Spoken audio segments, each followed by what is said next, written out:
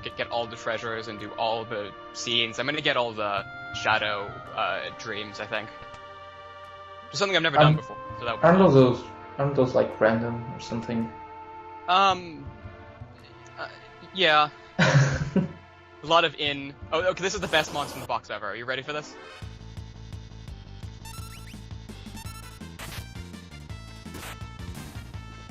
Okay. Anyway. I don't know what the point. At least I'm going to be in so much trouble without that 8 HP, really. I don't really know what the point of that was. It doesn't even give you an item or anything. It's just like, oh, monster in the box, and then that's it. Well, this is the tutorial house, and there was a similar dick move in 5's tutorial house where this guy tells you, hey, open this chest, boom, monster. Well, at least he gave you an item. Yeah. But those people are put in such an inconvenient way. I don't know who did that. But yeah, I don't talk to any of these people because really, if you're having trouble with Final Fantasy VI, like me, you have problems because this is not a very hard game. In fact, problem exists between controller and chair. It's probably the easiest after 8. 8 is probably the easiest Final Fantasy game. I don't think so. There are easier games around there. I mean, at least this game has like 1 or 2 hard bosses, but I don't think there are any hard bosses in Final Fantasy VIII. Ultimate Weapon is harder than a lot of things. 8 isn't the easiest game in general, but once you know what you're doing, it's like you can do it in your sleep, basically. Yeah. Yeah. So, you know, I'm fighting these guys. I'm trying to preserve continuity here and not have Terra cast any magic, because there's a scene later, if you cast magic in a certain battle, they all freak out. And if you cast magic here, Locke doesn't notice or something. So I didn't do that, because it would make sense later. Yes, it didn't make any sense. When you use magic back in the caves. Let's just pretend that, you know, Terra's not using magic. I don't know. I'm just not using magic to preserve continuity.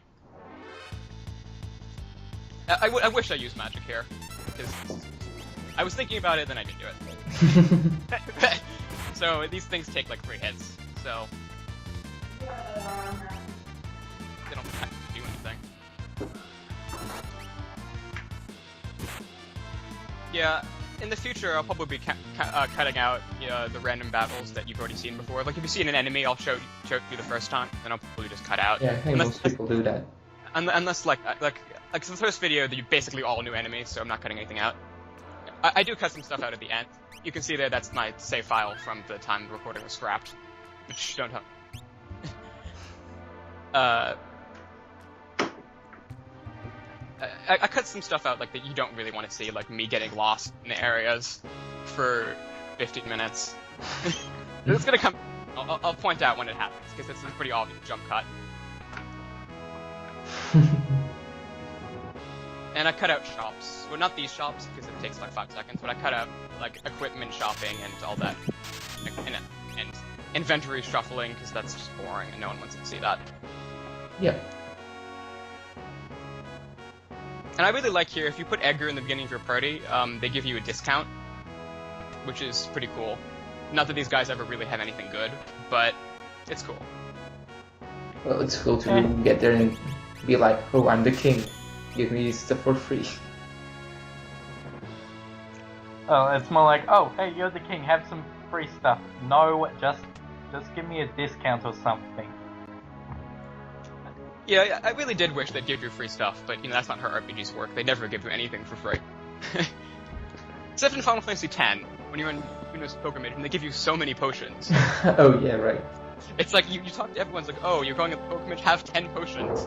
And by the end, you have, like, 99 potions, you never use any of them. Oh, what about the Albert potion drops? Oh yeah, when you get them from the robots. That's massive. So yeah, renaming the people so they have lowercase letters. You hate it, otherwise. And then they speak through nodding here, and some Morse code or something. It's a very quick game of charades.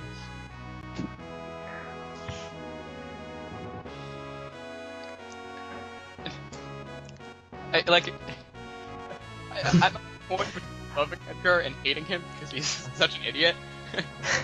Oh, come on, I love Edgar. Look at that sneer. And he hits on basically every single female party member, including Realm later on in the game. And that's just well, At least he does know when to back off in that case, though. yeah, there's a jump cut right there because I screwed up and went to the wrong side of Figaro Castle, and it like wasted 15 minutes of nothing. So.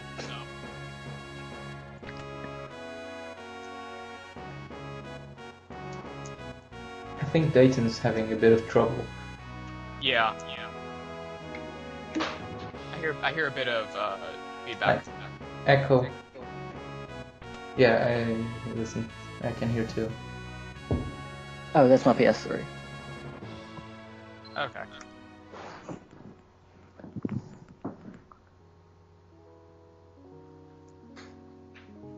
So we have a touching scene here with you're in his.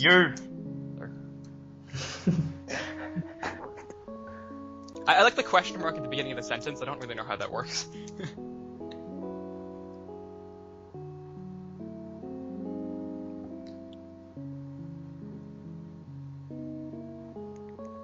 Like when you first think about this, the scene looks optional, but it's mandatory because you have to go out of your way. Because you have to name someone. You just have to go and person, and they give you this heartfelt story about Sabin, and the funny thing is, it doesn't look anything different. The sprite is exactly the same.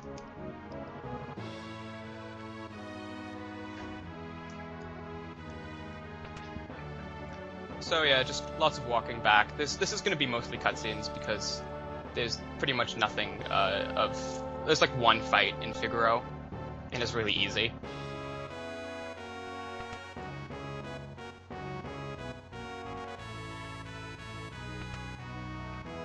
So yeah, right here we're gonna go back and talk to Edgar, and then have lots and lots of conversations.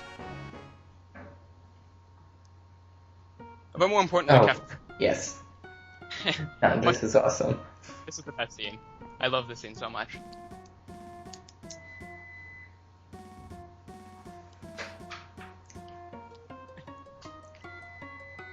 There's a reason to play this game just for Kafka. I mean, yes, these things are brilliant. He's fantastic.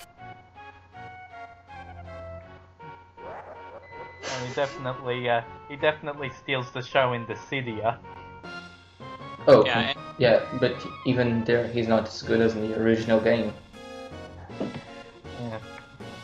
I mean, that laugh is just it's like ridiculous. It didn't survive to the city. That's annoying. This is weird. You have to talk to the two guards first before you can talk to Kafka. It doesn't really make very much sense. But I don't know, I'm just pointing out all the weird things about this game I figured out after, playing through this section like 3 or 4 times. One to test it out, then one to record, and then one to record it again.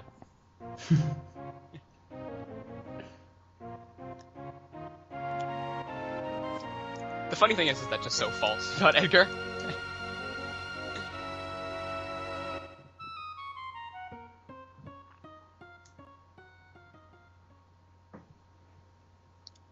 And get used to this sort of scene because it happens again later.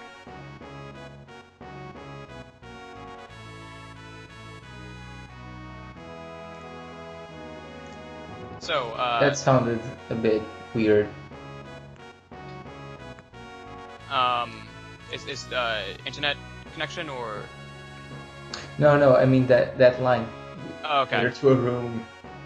You know what I mean. I just thought ridiculous path ever. I just wanted to point that out. Like he goes around in a semicircle and then comes back down.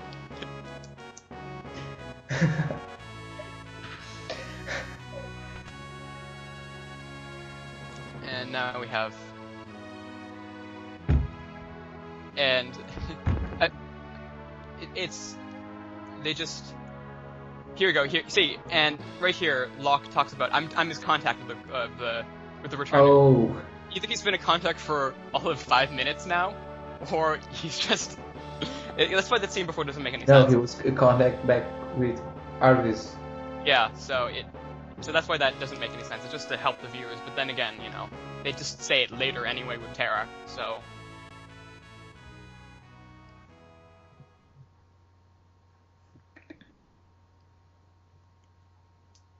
Go both ways.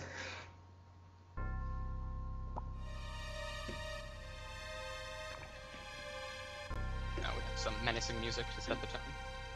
This is very Final Fantasy VII. Yeah, I actually thought that. I was like, what? Wait, what's Final Fantasy VII doing here? And then it's weird because it sounds pretty much exactly like 95% of Final Fantasy VII's soundtrack.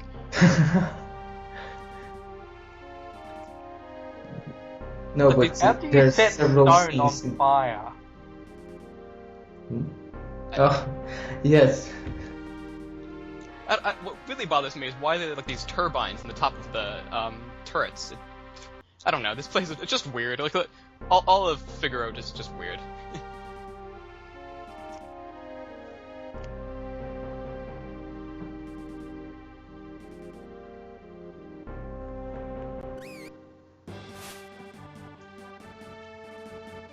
Yes, it's a good choice to let your castle burn in the middle of the desert. I mean, Kefka even points that out right here.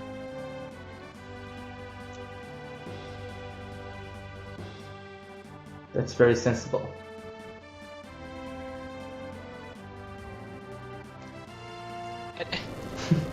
And it's just I don't quite understand why this is in the game, but it happens. Figaro apparently is like the submarine castle that it travels somewhere else halfway through the game as well. It's just I don't know. It's Well, it's Japan. We're lucky that it doesn't like take flight or something, or transforms it's into a robot and smart smashing Kefka. It's too early in the game for it to be our airship.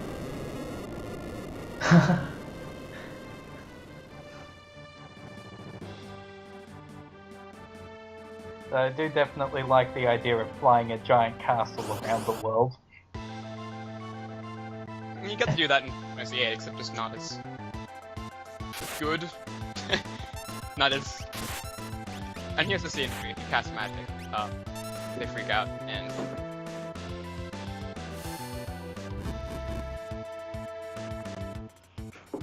This is pretty cool because like this is the first game to have like actual things in battle. Well, it's the only one I think. I think not even 9 had. Yeah. Yeah, this is the only game that has these kind of cutscenes in mid-battle. That's amazing. That's the best part of the game. It's kind of they're pretty cool. I like them. But it's always funny because it seems like it's like Final Fantasy Tactics when they like stand talk about things in the middle of battle. Oh yeah. Well, they do this kind of thing in the After Years too, but in true the After Years style, it's just not animated. They just stand there and say things instead of jumping around the screen like they do in this game. But they do that in every game, I think. Yeah, I remember in Final Fantasy V, the final boss, or like whatever. Gilgamesh. Yeah, that was like the nothingness. Yeah, in the other games, they mostly do it by like having them saying things as part of battle actions. So like on the top of the bar, there's like a little top bar thing. That's but they should do things like this more. This is pretty cool. Yeah, I really like that. It's one of the nice touches in Final Fantasy VI. Yeah, and it's weird that they didn't use this anywhere else in 20 years or something. I use the noise blaster here because, you know, I want to pretend that I'm going to use it at some point in this play.